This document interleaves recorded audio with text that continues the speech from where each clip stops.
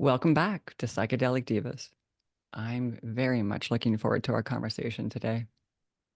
So, last year, when I went to the MAPS Psychedelic Science Conference in Denver, I made up these cool stickers featuring the Psychedelic Divas logo and the website URL so I could do some pre promoting of the podcast. And on the first day, I shared one with a woman, and she said, "Oh, yes, I saw your booth on the vendor map, and I was going to go check it out."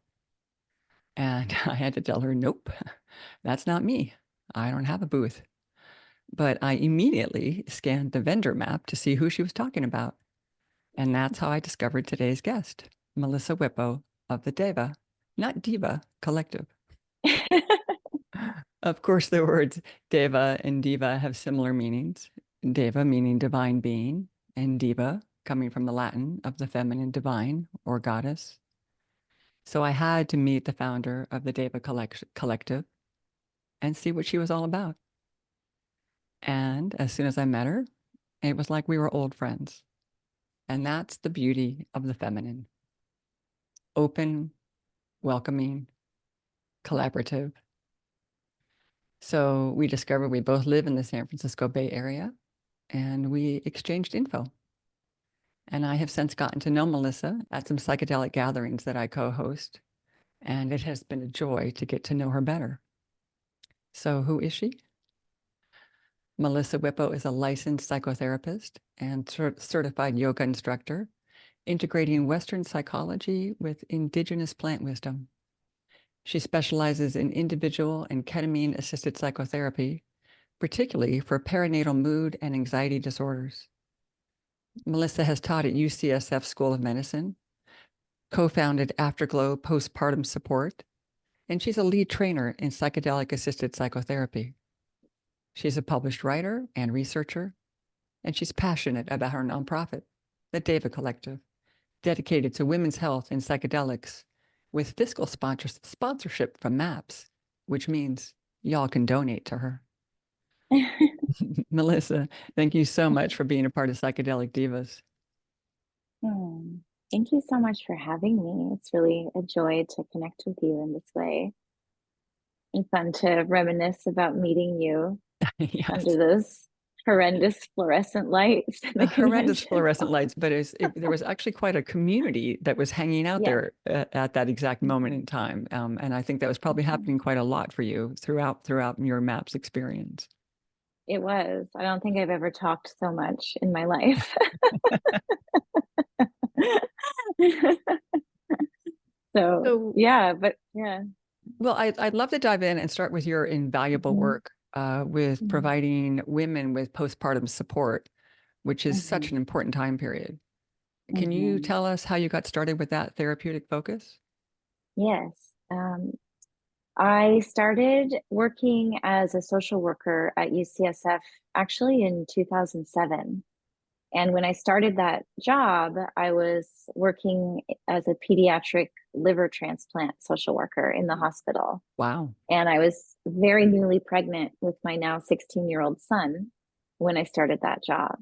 And after I had my daughter in 2010, I was invited to step into a role that had been created by a woman who had just retired. So she had, with one of the perinatologists, created a clinic, the postpartum, no, it had a longer name, the Pregnancy and Postpartum Mood Assessment Clinic.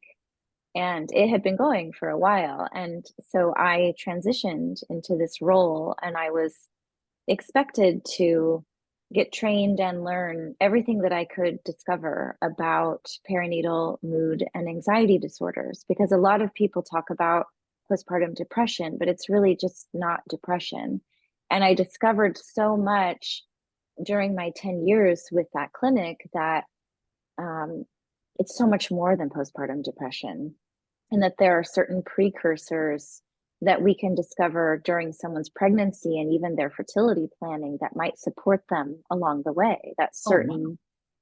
Yeah, if there's a statistic, I can't remember what the exact numbers are, but we learned how to screen for prior history of anxiety, depression, or trauma, particularly sexual trauma, can get activated during the pregnancy and during the birthing experience, because it is an act, particularly in hospital birth, if there's intervention, it can be experienced as trauma and activate that prior sexual trauma. So we learned a lot together. And part of what I loved about working with an interdisciplinary team there was the sharing of knowledge and information, so that I could provide feedback to the physicians who were providing this amazing prenatal and postnatal care, but they could do it in a trauma-informed way.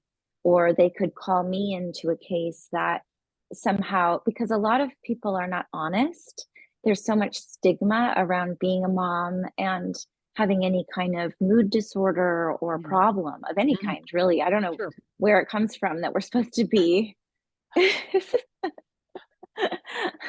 So a lot of patients wouldn't disclose prior history. And then all of a sudden they might be having in the worst case, a psychotic episode immediately following the delivery. But fortunately, we had, mental health people like me who could support that situation and then provide a plan. But I have to say that by the time I came into psychedelics professionally, I was feeling really burned out by what the academic medical system had to offer in terms of treatment and care, particularly for postpartum patients who were struggling. Well, I know that a number of women, take antidepressants for that, Yes. and I know that they feel like they've done enough studies that Mm-hmm. that's safe, and I certainly think that's absolutely an incredibly valid and valuable option. Yeah, And I know a lot of women don't want to take something on a daily basis. So tell me that's how right. ketamine, and ketamine's legal, and so Yeah. that's currently being used. But I don't want to limit it. If you have any information about people who might be microdosing or using other substances that are not currently legal, tell us about that for Yeah. postpartum mood disorders. Yeah. Well, when I did my first ketamine assisted psychotherapy training in 2018, I just asked, has anybody thought about using this treatment for postpartum depression? And Phil Wolfson was leading that training, and he said, well, let's do a study. Because when we looked at the literature, there was nothing there. And so the first study that had to be done was looking at how ketamine interacts with breast milk, because nobody wants to give a postpartum breastfeeding parent psychoactive medicine because they're Right. worried. Right. And like you said, there are studies that demonstrate safety of SSRI in terms of what passes through the breast milk. And there are certain SSRIs that doctors prescribe, like Zoloft, or sertraline is the other name for it, because the least amount of the SSRI passes through. It's like this is a number I remember, 0.02%. So they call that a subclinical amount. It's therefore safe. But when you look at those studies, they're very limited. So even though we also have very limited information about ketamine, we know that even less ketamine passes through the breast milk than the lowest SSRI. And even then, if someone wanted to be extra cautious, the half-life of how long ketamine lasts in the breast milk, and this is with the intermuscular route of administration, Okay. is 12 hours. Mm-hmm. So if somebody wanted to plan for a ketamine treatment during their postpartum mood treatment, they could plan ahead, and it would require a lot of support. But that's the deal with perinatal mood and anxiety disorder anyway. I mean, part of it is, societal structural stuff. But in terms of medicine, what I discovered in my practice, because I primarily see moms, not necessarily in the postpartum window, which is the first year after delivery. And I include people who have miscarriage and abortion in that as Hmm. well. It's a different ride, but you're still postpartum, because it has to do with the changing hormones, Got it. um, and how those changing hormones interact with brain chemistry. That's our best understanding. We don't really understand. But what I learned in my practice, a lot of women were reporting to me that they were microdosing mushrooms and it was going really super well for them. And so last year, 2023, I wrote something for the Washington Post about that, about how, and you find this throughout women's health history, is so many of us have kind of taken matters into our own hands or turned to indigenous wisdom, centuries old wisdom of women practicing in community folk medicine, because there's such a lack of options for women in the global north and certainly in Western medicine today. So SSRIs, I think, can work really well for some people, and I'm grateful that they exist for that reason. And someone can be on an SSRI and take ketamine. There's no interaction problems. Which So which actually is a kind of a big deal because yes, it is not recommended. It's contraindicated to take to be on SSRIs and to take most psychedelics, definitely MDMA.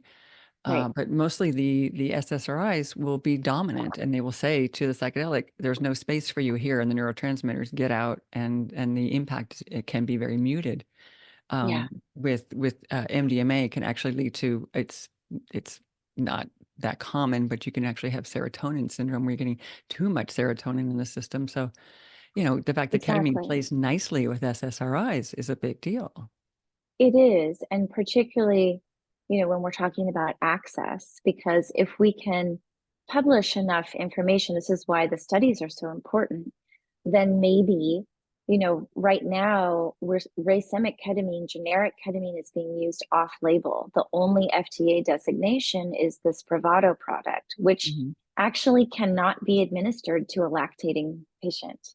And I mentioned that in the microdosing article because I Okay. spoke with doctors. There are many psychiatrists who specialize in women's health, not enough of them, but they're out there, and they're frustrated with the limited number of options, and they're looking forward to a path where potentially psychedelics are on the table to prescribe to their patients. But certainly women in communities and in other countries have been working with sacred medicines for long before we came along. Well, and based on the recent last week's 2 weeks ago, the FDA's the advisory panel's initial response to MDMA, we are even longer away from all of that happening, but we shall see. I Yeah. want to ask about I asked a brand new mama who I know, and she wanted to ask you, have you worked with any Mm. clients, or do you know anything about using ketamine for post-birth physical recovery? There's a study that just came out. It's not exactly that, and it's a study that came out of China. I don't have the citation, but I can find it and send it to you. But they gave patients who had a cesarean section, so surgical delivery, they gave them a bolus of ketamine. And I can't remember what their dosing was, but it was Hmm. fairly low. Like it wasn't above 1 milligram per kilogram, Hmm. but they gave it to them as part of the pain management. And Do you in their know, do you know study, when, like during the birth process or after? after, After, okay. after. And the results were very good, actually, because the patients who received the ketamine had lower rates of postpartum mood concerns. And I think I don't want to misspeak. I don't know if they were just focusing on depression or if they were looking also at anxiety and Mhm. trauma, but the results were pretty good. And so I've seen many folks citing and mentioning that study as a good path forward for exactly that, what your friend is asking. Yeah. Well, and that's a really interesting use of that. I love that's being investigated. You talk about C-sections, and so that's why I asked specifically because this Yeah. same mama, she shared with me a story of one of her friends who was given ketamine during her C-section, Mm. and apparently her epidural was wearing off, and the only choice was to either fully knock her out or to give her a fairly large dose of ketamine. And so she said, this is her from her text. She said she was having an intense, not unpleasurable psychedelic experience while her kid was being born, and she was not present for any of that or what was actually happening until she Yeah. started to hear a baby crying. And then she couldn't make her way back into the room or into her body. Yeah. And the impact, so yeah, exactly. The impact of that was actually traumatic in her system.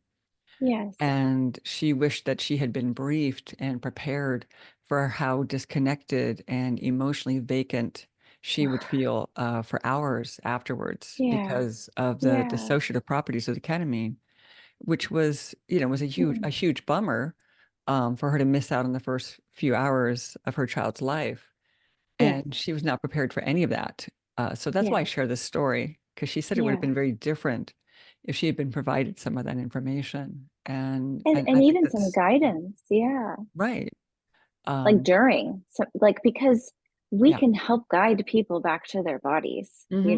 we really Right. can, even Right. with medicine. And but I, having been, I did an on-call shift at UCSF for over 10 years, and the amount I was called into the emergency room many times for teenagers who had been experimenting with psychedelics, and everybody would say, you're not going to be able to talk to this person. I'm like, oh, it's going to be fine.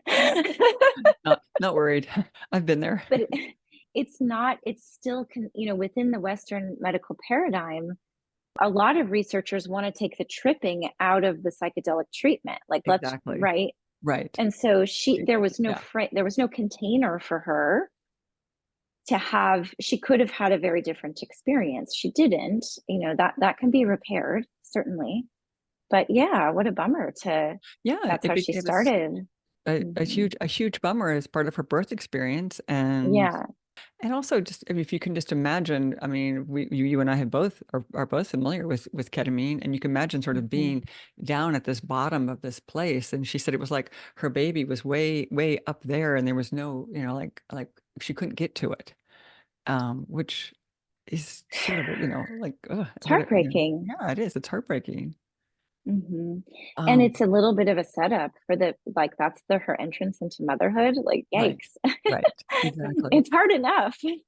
Well, she said the positive impact was it the positive impact was that her husband stepped in, and he had Oh, was the one to first have the skin to skin contact with the child, and she said that beautiful. first hour while she was pretty much out of it, really led to some really beautiful bonding between them. And so, Oh, of course, there's always these silver linings, but still, beautiful. I share it because the more information that women have about these things, uh, The you know, better. just it's just the better. So Yes. I know Yeah. Phil Wilson, who you've worked with, one of the most knowledgeable people about ketamine on the planet. Yeah. I know that he was doing a study using ketamine to help with premenstrual symptoms, and I know that Hmm. because a number of my friends were in the study. Um, but I don't know what the official results were. Do you know anything about that? I don't. I wasn't part of that study, but he was starting it when I was just finishing my time at his clinic. I was Mhm. at his clinic for 3 years. I learned so much. And it was his idea, and Julaine Andrews, they both wondered about working with low dose oral ketamine Mhm. for premenstrual symptoms. And so I worked with it myself. And I can say that I found it to be very, very helpful. And I have Yeah. worked with patients in my practice who Mhm. have explored low dose, not just for PMS, but also some folks who have PMDD, the premenstrual dysphoric disorder, Mhm. because some folks take an antidepressant, an SSRI, during Mhm. that time Mhm. period. And some of them have wanted to include ketamine or to stop taking their SSRI and do low dose ketamine instead with Interesting. very favorable results. So Yeah. I hope they Well, publish that. Yeah, it'd be I helpful. so I know many of my friends found the ketamine and yet again, let's just be clear, because there's many ways to Yeah. take ketamine, and Yes. we can start to talk about that. But in this Great. case, in this use, it was low dose lozenges, ketamine lozenges taken at home. Hmm. And I do know that a number of my friends got relief from PMS symptoms, and at the very least, it helped to elevate their moods. Hmm. So do you have any awareness? And you just talked a little bit about some of your clients with that, but I know you in your therapeutic world that you Hmm. use IM ketamine. Has Hmm. anyone ever come back and talked to you about, besides, working with depression, but have they come back and started talking about that they've, maybe their PMS is better or any other hormonal related Yes. aspects? A lot of them, actually. And even if I'm not sure what the official protocol was that Phil and Julian landed on, but Hmm. for some people in my practice, even once a week, doing a session at home with the oral administration, Hmm. which is prescribed by a physician after a Right. medical evaluation and after, lots of safety assessments and instructions, many have reported. One of them, even, oh, this is such a cute story. One of her kids came up to her and said, oh, because she described it to her kids as a meditation. Mom's going to be doing a meditation. And Hmm. it is. I do think working with ketamine can be very much a Absolutely. meditation. Yeah, Hmm. especially with lower doses. Hmm. And they said, Mom, that meditation that you're doing is really working for you. I can imagine it has helped, Yeah. let's just say, my relationship with my husband many a day, that type of meditation. So yes. Well, and when I teach, and especially, I just taught a co-facilitated a really beautiful training.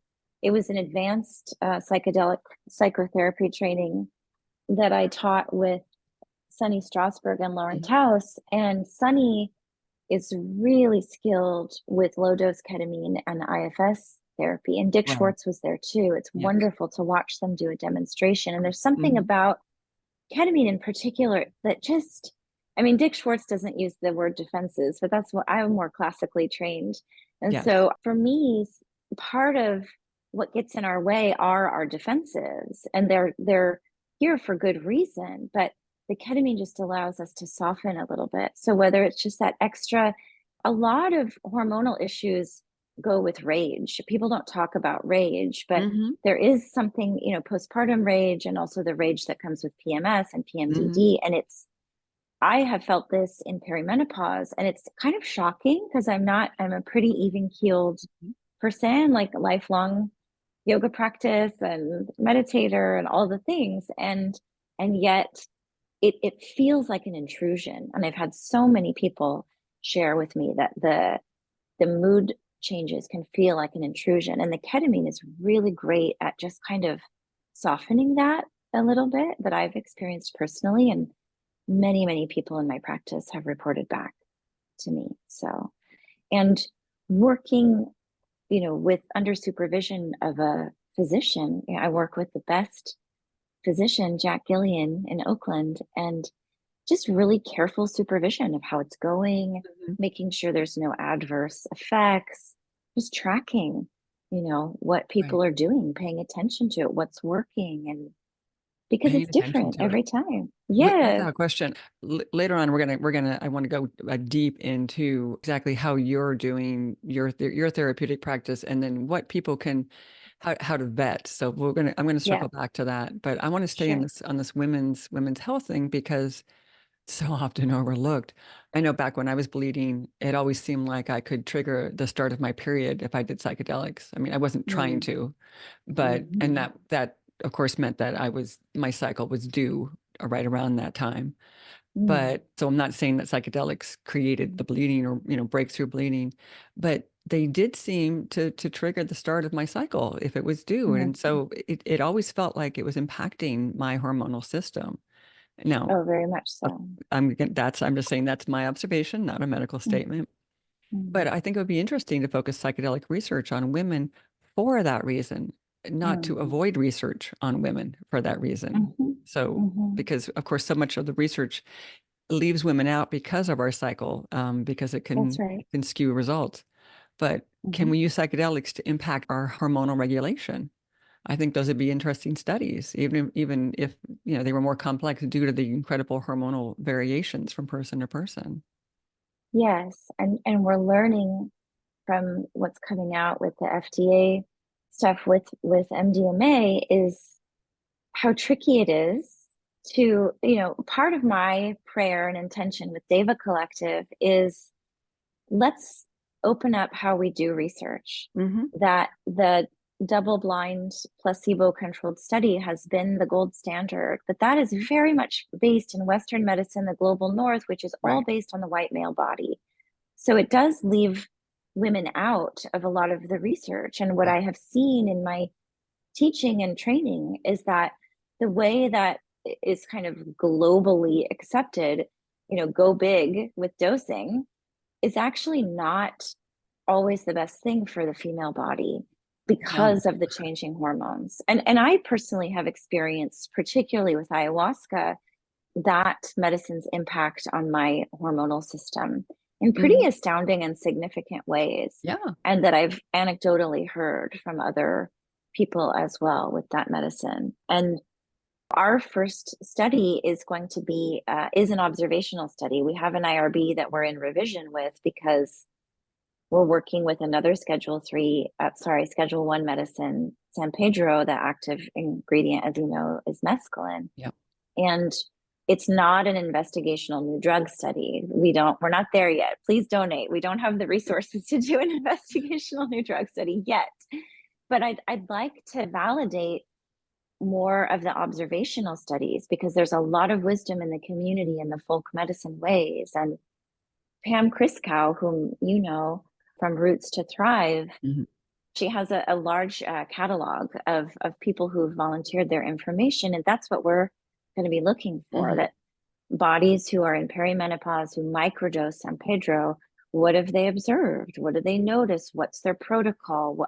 How do they do it? And then that can be a seed so that the investigational drug study can happen. Because what I learned about mescaline is that it has a lot of anti-inflammatory properties. So I think that I do, to your point about more research for Right. women's hormone issues, I do think mescaline could be really helpful. But I don't want to take the plant out of it. There's a lot of beautiful ritual with San Pedro Exactly. that, yeah. So, Well, for me, I think it's important to focus research on women's health, obviously, being a woman. But I just read an article this week in the Washington Post that said older women are being significantly shortchanged by medical research. So that's into mhm. cancer, Alzheimer's, heart disease, mental health. And they also said in that same article that older women face greater vulnerability for anxiety and depression. And then, so I have a little quote from that article. It says, "How does the menopausal transition impact mood and stress related disorders? What non-pharmaceutical interventions can promote psychological resilience in older women and help them recover from stress and trauma?" And then they That's say, right. think yoga, meditation, music therapy, Tai Chi, sleep therapy, and other possibilities. And of course, I'm going to suggest other possibilities would be psychedelic assisted therapy, including hmm ketamine. So hmm I know you do a lot of work with moms, but do you have any hmm experience working with postmenopausal women and, in that place of working with, maybe higher rates of depression or stress or anxiety? Yeah, mostly in my community, in my medicine community and anecdotally and with friends. I mean, I'm very much in perimenopause right now. And what's interesting about, being a Gen Xer is there's all these Gen Xers in perimenopause and everyone's like, WTF, are you kidding me? Like this generation is not going to be okay with this. Right, right.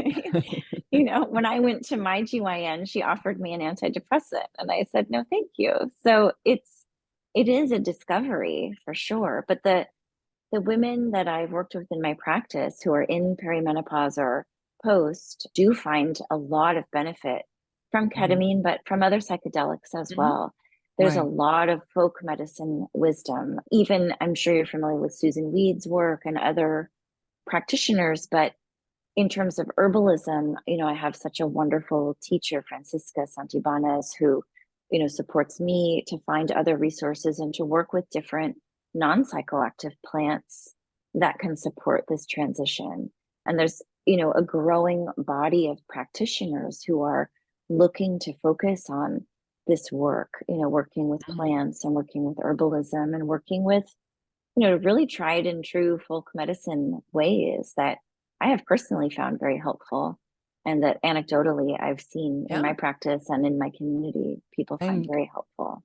I'm going to give credit to my generation, to the boomers, for that, because there was not, Please. it wasn't, things weren't available. I mean, most of us, I'm the tail end of the boomers, and they were just switching back and saying, oh, actually, maybe you can do hormone replacement therapy. Sorry, it actually would have been good for you. And so Yeah. a lot of the boomers missed out on that, or they took it and they thought it was going to be bad. And then there was, there was a whole thing around that, of course. But there weren't the folk remedies. I think they started to come back into awareness because there were a lot of desperate women out there, going, what has happened to my life, to my hair, to my body, to my memory, to all of those things. And so the more options that we can provide ourselves, because women outlive men. We're here longer. It's really important that Yeah. we're able to maintain our mental health, our brain health, our physical health. And if psychedelics can help that, of course, I'm all in on that. I'm actually kind of hoping that psychedelics are helping that. I'm doubling down on that myself. Yes, me too. You had mentioned entering into this age of Aquarius, right? Of consciousness change and paradigm change. And that's part of it too. I think there has been this insidious narrative that women are supposed to suck it up. We're supposed to do it all. We're not supposed to complain. And God forbid, if we have any problems, then we're bad. And to me, there's a lot of parallels. And one of my friends and teachers in the medicine world pointed out to me that the way that we tend to ourselves in the postpartum time, there's a parallel for how we're going to be in perimenopause. Oh, And so if we had a really difficult time postpartum, it could be a harbinger for having a difficult time in the the perimenopause mm, time. That brain fog is real.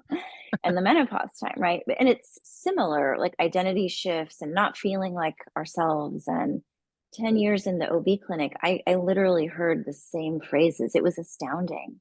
Thousands and thousands and thousands of women saying the same exact, from all walks of life, from all parts mm. of the socioeconomic and cultural. We live in the Bay Area. I was at an academic institution in San Francisco. It was a big range of people, all saying the exact same things. So wait, so like, what And were the things? What were they saying?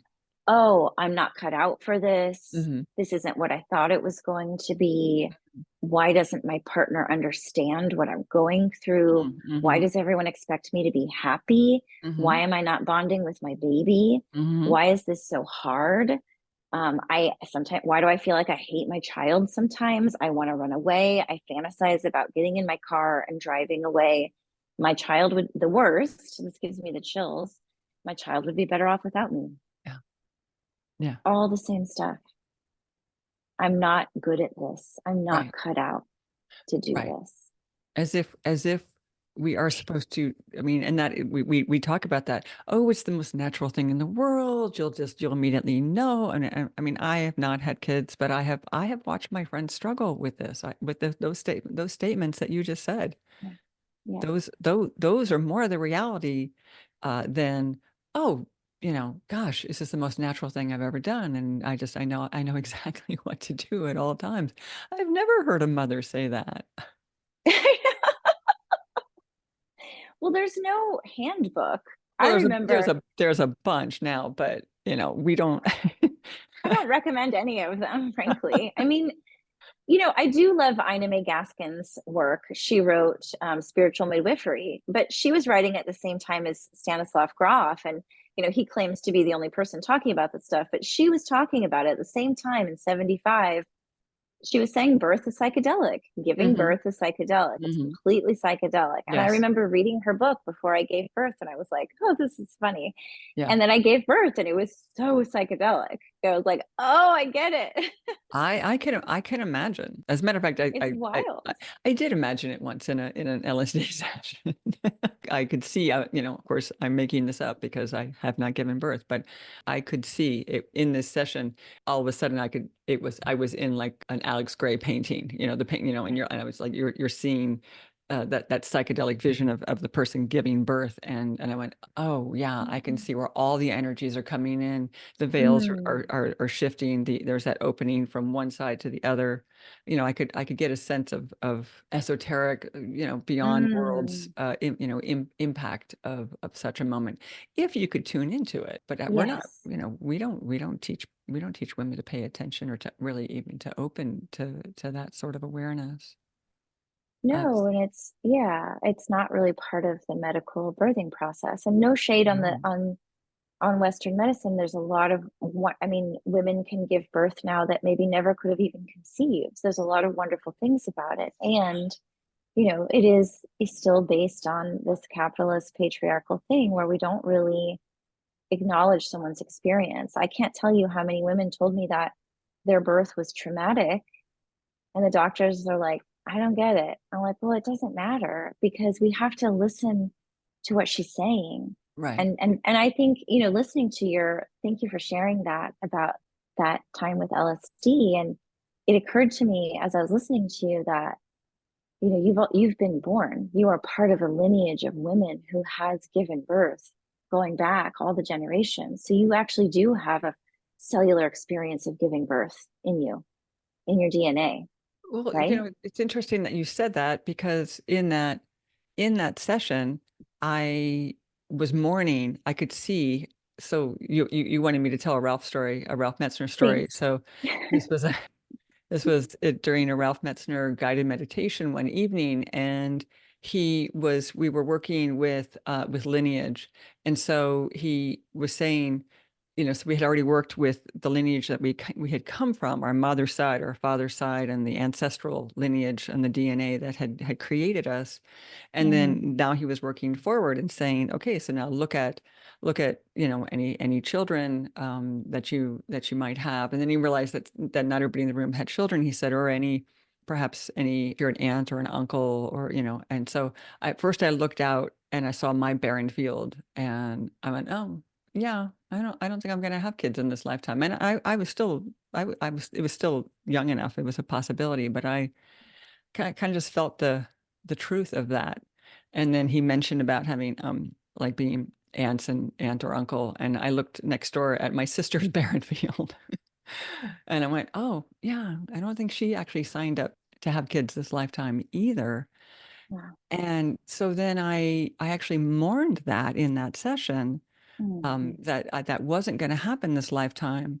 And then I went through this moment that you sort of just described, and the moment was, but I have given birth many, many, many times in other Yes, lifetimes. I mean, I've been both male and female, but yes, that as a female, I have given birth, and then looking forward, this life, this body's lineage won't continue, but next life's lineage will give birth. There will be that process, and there's a through line on the soul level that I could see of yes. that learning and awareness and that psychic connection to Mm, bringing in something from beyond the veil, which is yes, what the birth process is. It was a really beautiful session, and it wow. made me, like, in that moment I had no more loss or grief. I did cry for, like, not having kids this lifetime. I was like, oh yeah, it's kind of, I'm gonna miss out on that. And then it was gone Yeah, because I had the more global long-term view of, oh, I've done that and I'll do it again. yeah, yeah. And I think that's one of the gifts of psychedelics, is that it Mm-hmm. allows us to step into the flow of time, both Yeah, looking back ancestrally and forward. I mean, when you think about it, we are currently living, for our future self, we are in a past life right now. yes, yeah. I So feel that's, that a lot. It's yeah. fascinating. Well, so I always try. I'm like, okay, I think I should go ahead and finish and try and heal as much as I can, so I'm not Yes. dragging the stuff forward into my next life. I'm gonna do my future life a favor and not bring a bunch of karmic stuff with me. Yeah. Well, I'm so glad you shared that, Carla. Thank you. That was like really, hmm. And Groff wrote about this at certain doses of psychedelics, we can re-experience our birth. And Mhm. that happened to me in my first ketamine experience. When I trained with ketamine, I had never experienced ketamine before. Mhm. And they gave me 80 milligrams Mhm. intramuscularly, which is I am. way Yep. too much for me. My dose, I have discovered, is 40. Oh, that is actually a low IM dose. Yes. I'm extremely sensitive. And, I was in a really good place. I was safe. I had just gotten back from the Peruvian Amazon a few weeks before, so I was feeling really good. And I went straight to my birth, and I was a forceps baby. My Mm. mom had very, very bad postpartum depression. And I realized, I'm pretty sure she had a panic attack because Mm. they dialed her epidural way up so that No. she wouldn't feel the forceps, but Huh. she couldn't feel her legs. Oh, And that was anxiety producing for sure. her. She talked about that after, but at the time, I think she had a panic attack Hmm. because that's the feeling that I had in the Hmm. like it's very. I've had many ketamine journeys about that Mm. actually, Hmm. and similar imagery to what Groff describes. Really Right. terrible stuff like being crushed under a train, like Oh. really. And I had what Dick Schwartz would call a spontaneous unburdening. I Mm. had this voice that I heard that said, because of the way that you were born, or something like that, your birth prompted you to take on your mother's depression like a Oh, cloak. wow. It's it's actually you're actually not depressed. You Huh. actually don't you're actually a really joyful person. I was trying to be born what they called sunny side up. That's why they had to flip me over many, many Right. times. Uh-huh. Because I kept flipping. That's how I wanted to be born. I'm Sagittarius rising. I'm stubborn, like let me be born the way I want to be born. Right. But alas, that ketamine experience, I came out of it completely changed. That, and I haven't been depressed since. I've had low times, certainly, as we do. And Mhm. certainly in this perimenopause transition, there's a change in levels of estrogen that comes with low mood sometimes. But I feel like I'm exploring how to support myself in a really good way. But that ketamine experience has stayed with me for so Wow, many years later. that's a Yeah. really powerful. And that was on 80 milligrams, so it was Yeah. a large yet Huge powerful dose. and actually appropriate for that message, I guess, dose. Yeah. And then I was still so impacted by the medicine when we were doing our integration, and we were, in a training. So we were passing around a microphone, and my sitter I reached out for her hand because it was Mhm. scary. 80 Yeah, milligrams was scary for me. I yeah. was Mhm. poof gone. Yeah, Total. I was like, I'm dead. Okay, that's yeah. it. I was like, no, but I could, I was so well prepared. I was like, this is the thing. This is how it is. This is what you're doing. I was like, okay, I could, but I held her hand, and that helped me kind of tether to the Mm. world. And Mhm. she said, when I came out, I said, was I singing? She said, you were, but I don't know what language you were singing. And it was Sanskrit. It was a Uh-huh. mantra. It's Sarvamangala. It's a triple goddess mantra. And when it came my turn to share for integration, I Uh-huh. still couldn't speak. So I just sang that song. It's perfect. It's beautiful. I love that. That's a powerful story. Thank you. So I'm curious, how has psychedelic use impacted you as a mom? And are you a different type of mom because you have made use of these medicines? Yes. Yeah. And, I have two teenagers, a 16-year-old and a 14-year-old. So I talk to them about safe and ethical use of medicine. But for me, and they know about my work, and they ask me questions and we talk about it. I wish that I had been working with psychedelics when I was postpartum, Mhm. honestly. Mhm. I worked with psychedelics when I was young, when I was in college. Always had really positive experiences. My college friends will remember that I was often the one taking care of other people who were having difficult No experiences. surprise. But then I got really serious. I went to graduate school and, Oh, right. had, Yes. You right. put away childish things. I did, silly me. And when in fact, when my return to psychedelic. Well, I worked with cannabis, and cannabis is illegal, and I think psychedelic medicine and cannabis would help me for sure, just with a little bit of edginess or like a change of state that was helpful. And you're But talking, you're talking, like early stages of being a mom. yes, Oh, like when they were little, not around them, not like, smoking around them, but I was very, very lucky to have kids who slept through the night, and so I could safely, put them to bed for the night and then, have some cannabis and kind of it was what I would do then is I would Hmm. write on a mom blog, and or I would practice yoga. Like, it was, the cannabis helped me get into my creativity and my expression. I was a dancer, and I was, it got me into my body, and it was nice. My husband worked late, so I would put the kids to bed and I would have some cannabis and I would have a time. And I've never shared that with anyone before, but it was nice. It was It helpful sounds for like a me. really beautiful reset after, a standard chaotic mom day. With working in a hospital on top of Right. that, Oh my God, and yes. commute, taking the bus home, and always, it was always scurry, scurry, scurry. The anxiety would start at like 3 p.m. Like, is everything going to go on, get somewhere on time, and blah, blah, blah. So I didn't start working with psychedelics again until 2017. I was going through a hard time, and someone invited me to a San Pedro ceremony here in the Bay Area.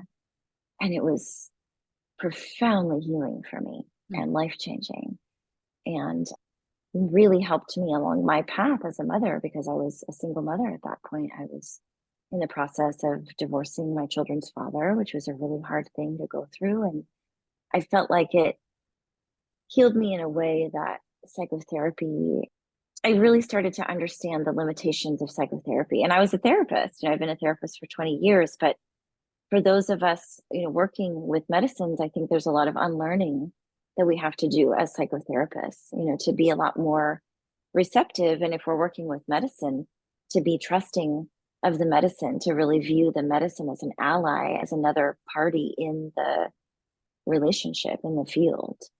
And so it has changed me as a mother, because I feel like psychedelics have really helped me expand my view and hold more, instead of like, oh, you're being a good mom right now. You're being a shit mom right now. Like, oh, you're doing it wrong. Like, it's your fault that the kids are like this. It's like, okay, like, zoom out.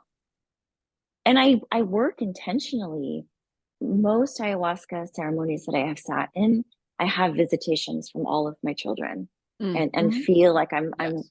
what you were saying about that ancestral work with Ralph Metzner, like healing my lineage, where I come from, and forward, so that certain things stop with me, so that they don't continue into my children's psyches, if I have anything to do with it. And that's, when I talk to my integration clients and I work with them after their experiences, that's often one of my biggest teachings for them is look, Yes, you did not, many of them did not have the parenting experience that they wanted to have. Okay, so yes, that is true, and we will acknowledge that.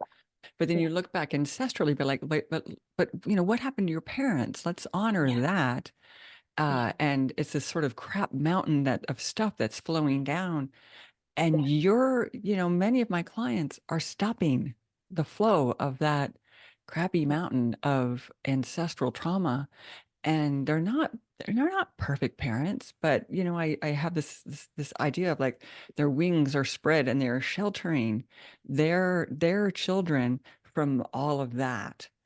yes, Everything, like, I didn't pass that on. I didn't pass that on. And maybe I'm not the perfect parent, but this lineage of trauma and bad parenting for so many reasons, for just so many mhm, things that have gone wrong.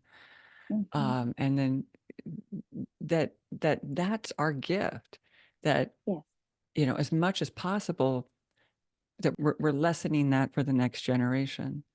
yes, And I don't think that that's honored enough.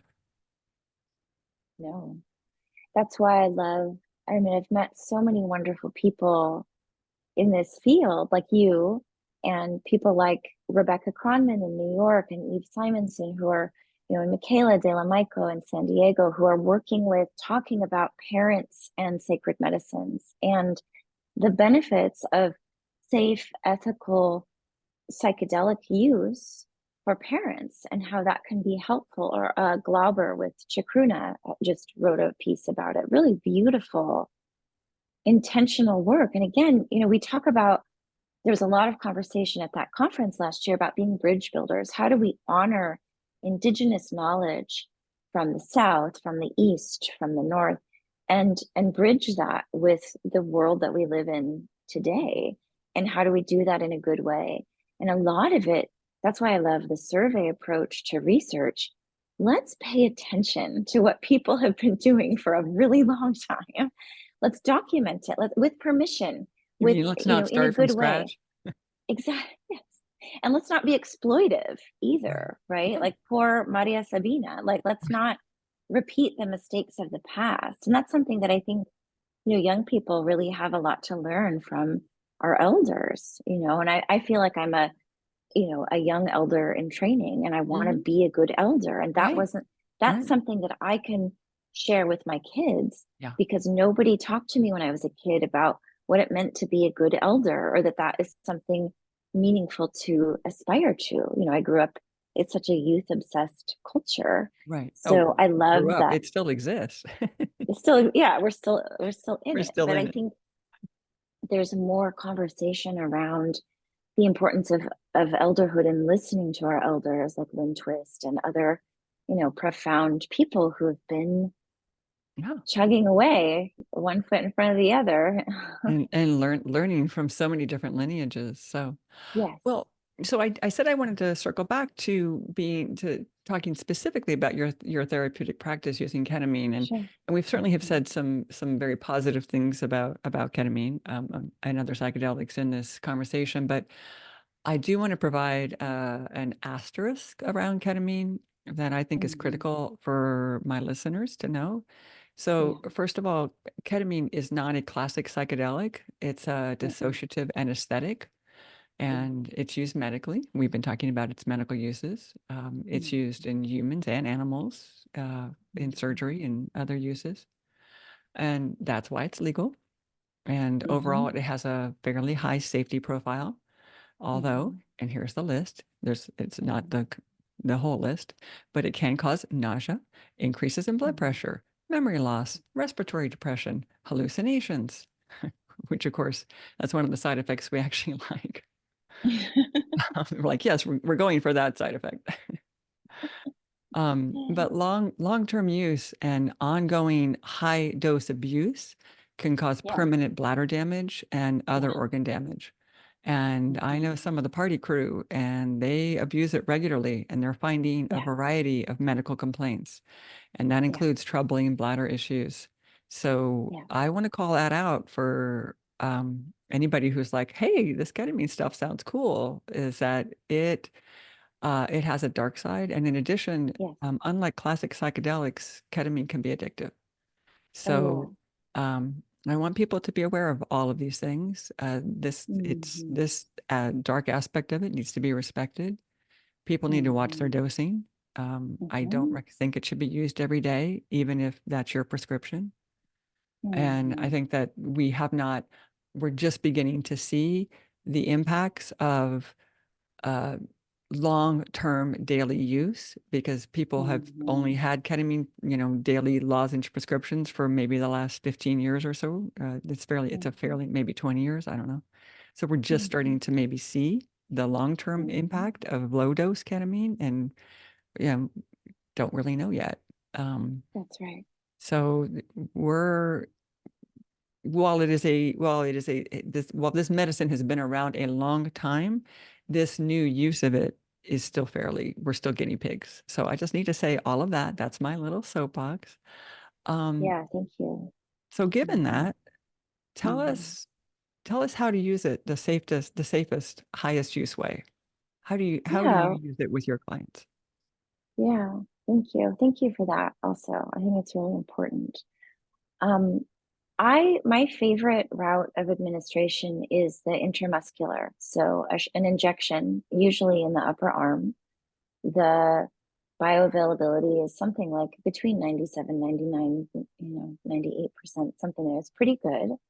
And we can titrate someone's experience. It doesn't have to be just one big full dose, which Hmm. can be too much for people, Sure. especially if they have concerns going into the experience. We can start them with a much lower dose injection. And I work alongside a physician. I work with a psychiatrist, Jack, that I mentioned, and every single person that I see who wants to work with me with ketamine has to do a medical evaluation with him.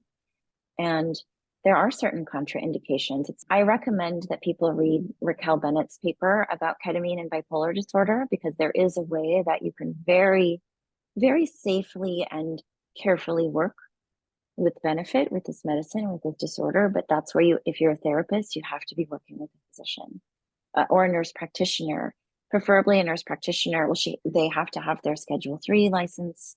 There's a lot of parameters around safety. And I think because ketamine is Schedule 3, we have to just be constantly checking in with our people who are working with this medicine. It can't just be a complete free for all. So the way that Jack and I work is with the intramuscular dose in office.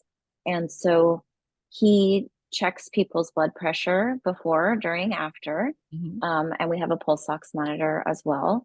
He has all the material there should anyone have an adverse event. I can proudly say that after sitting with, at this point, over 1,000 people with this medicine, I've never seen an adverse event on the medicine. And are you in the room? Yeah, Yeah. the whole And I time. think that's, Yeah. I just want to call that out as being a huge difference than Yeah. so many of the ketamine clinics these days. It's very much a, okay, here you go, dum, here's your dose, close the door, bad lighting. Maybe you can hear the person next door. Maybe they're being very loud. That happened to one of my Yeah, integration clients. I bet. And nobody's in the room. Maybe you're being video monitored, but there that whole place of, it's a dissociative, and this feeling of like, well, I'm alone. Where is everybody? What's happening? You might look like you're very peaceful, be having an extremely negative experience, and no one to tell that to. And so that's, how would you help someone vet their ketamine provider, their ketamine clinic? How would you help? Because I, I want to be really clear. Obviously, you and I are both aware that the level of ketamine therapy that you're providing is expensive, and it's not Yeah. covered by insurance. And Hmm. you're in the room the whole time, and that costs money. Hmm. Yeah. And I want to honor how important that is, and I also want Yeah. to honor that most people can't afford that. And They so can't. they're going to go to like a strip mall clinic, right? And where it is going to be Sure. cheaper and Or sort of online. see. But Hmm. how do we help people, a provider or a clinic? What can you tell them? Yeah, and I mean, here in the Bay Area, we do have a few places who are focusing on, offering lower income experiences, like Alchemy and Sage, and also Courtney Watson's clinic, Doorway Therapeutics. Yep. And so, and there's so much awareness around increasing access. So if for clinicians who are listening, like, please write up your cases. The more we publish, the closer we get to having this work covered by insurance and making it accessible. And I think group work for certain populations of people who are higher functioning can also make it a little more affordable. But in terms of how to vet your provider, I welcome people to ask me as many questions as they want. I think for people who are looking for a ketamine provider, Raquel Bennett has a good list on her website, the KRIA, KRIYA Institute website. But your provider should be willing to answer as many questions as you have. Hmm. This is a big deal. Most people coming to ketamine assisted psychotherapy have tried everything, so they're pretty desperate. Right. So you want to make sure that the person that you're working with is well trained, and is also practicing in an ethical way. There isn't an official agreed upon set of guidelines, but again, Raquel Bennett and Wes Ryan published a set of ethical guidelines for ketamine assisted psychotherapy. It's closely related to the MAPS protocol for ethical Mhm. guidelines for MDMA assisted psychotherapy. So, and Do the you do idea you think is, it's yeah, important that the provider has tried ketamine? I do. I Yes, do as well. I think that's a legitimate 100%. question. It is. And what were your experiences like? I mean, frankly, I'm grateful to have had challenging experiences with ketamine, because I can relate. For a lot, my first many experiences with ketamine were all super positive, like dancing through the universe. And Right. I would sit with people that would have scary things or whatever. And I was like, trying to help them with it. And I was able to, but having my own scary experience on ketamine, I was like, oh, okay, like, wow. I think it's really important. My second IM ketamine experience, after having just an amazing, different story for a different time, but I tried it again the next day. And this is when I was down at Palenque Ethnobotanical Conference that Terrence McKenna and his Merry band of pranksters put on. And so I did a larger dose, and I mean, I didn't have a body. I didn't have any Yeah, awareness. yeah. I have one memory that I brought back from that experience, which was I was a mitochondria. Like that's the level I mean, I became cellular. Okay. Yes. I was Yes. a mitochondria, and the message of the mitochondria, which it was kind of a profound, I guess, is I teach you so you can teach me. And that's how, I don't know if this is true, but that's how they passed information back and forth between the cells. Is this true on a Cool. biological level? I don't have an idea. I have no clue. That's it. That's all I got out of that second experience. Now imagine if I had dropped thousands of dollars on a ketamine provider and came Yes. out with, well, I was a mitochondria. I, I don't know if I feel better. I don't know. Right. I still don't know what to fully make of that experience. Yeah. So dose matters, people. Yes, it does. Yes, it does. And, when Jack and I are working with someone, especially when it's their first time, and we've done preparation sessions and medical evaluation and all the things, so we have a bit of a lay of the land, but it's collaborative. We really want to elicit from the person who's seeking the treatment, what kind of experience are they looking for? Mhm. How deep do they want to go? How do they want to be different after the experience? And we Those are can really great titrate that. questions. Those are Yeah. great questions, Melissa, because so many of the people that I work with with integration coaching, that they weren't offered that. It's like, well, this is how much you weigh. This is your dose. You go in the Right. room. Here's your Yeah. headset. We're going to come back Yeah. in an hour and check on you. I mean, Good it's luck. very medical. Yeah, and the belief behind that, I get it, is that the medicine is doing what it's supposed to be doing. Hmm. The neuroscience lines up. So, but Sure. and Kind of. we can we Sometimes. can why wouldn't we want to potentiate what the medicine is offering, right? The medicine is an ally, but the psychotherapy is really important. The The way psychotherapy that is we're critical. Having someone, yes, if to if you're at the bottom of some K-hole, having someone whose hand is available can mean all the difference between this being a completely like triggering all of your abandonment issues, or totally. wait, there is someone there. I There's am, someone I there. am supported. I am held. I can turn it all around. I mean, that's the exact same trip, but with one person's presence can make all the difference. Yes.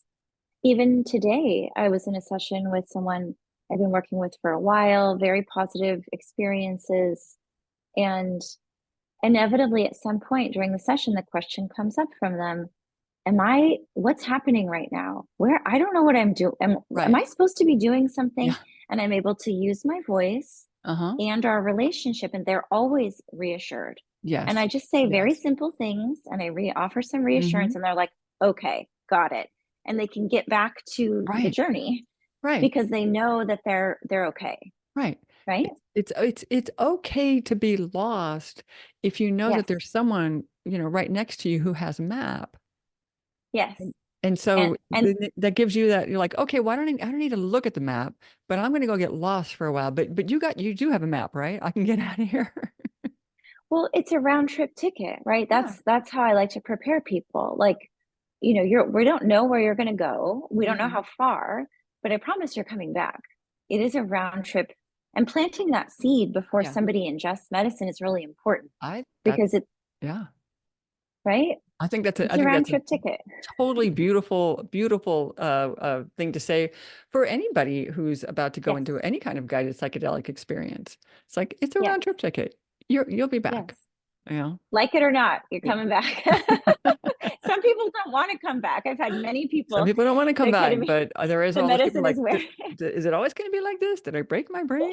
yes. Yeah. All right, Oh, I so really did it this time. Because even with low dose ketamine, with the oral, I still have pretty mystical, psychedelic, like quite frankly, beautiful, helpful experiences. mhm. So, and not like a big, You didn't I mean, become a how many people? mitochondria. I did not. I'm Although telling I've you, had, it's not that helpful. I've had, well, I have had that in ketamine though, where going down to the cellular level and like really zooming in on a blade of grass, or I do think there's something about the molecular nature of ketamine, as a molecule, as a medicine that lends itself to that kind of thing. And I've It heard that does. from other people too. Yes, Yeah. I agree. So not to sidebar us too much, but yeah. All right, Melissa, I think and I so appreciate your time and your wisdom and your stories and your really high level of integrity and your service to women's health and women's psychedelic health. So y'all don't forget, if you go to davidcollective.com, .org. .org, Mhm. you can donate to help some of this research happen. And Please. I think we've talked about how critical it is. So feel free to donate to support Melissa's work. Melissa, how else can they find you? So the DEVA website, devacollective.org. My personal clinical website is melissawhippo.com. And that's And we are WHIPPO. correct. That's right. And I'm easy to find. And yeah, I just really appreciate you having me. I appreciate the conversation. I look forward to the next time we get to see each other in person. And yeah, I'm glad that you're doing this as well. And I loved revisiting that moment of meeting you at the conference last year, just a year ago, exactly at this time. It was just a year ago. Exactly. I think we are right there. Yeah, And it's such a potent time. yeah. All right, Yeah. everybody. Thanks for listening. Thanks for being part of Psychedelic Divas, and please share this with your friends. I would so appreciate that. This is how the message of safety and harm reduction and just general knowledge of good practices with psychedelic use and keep just for me, it's about keeping ourselves safe. And sometimes we have to tell some some not so transformational trip tales in order to keep others Mhm. safe. So Mhm. thanks for listening. I'm so happy to be growing together.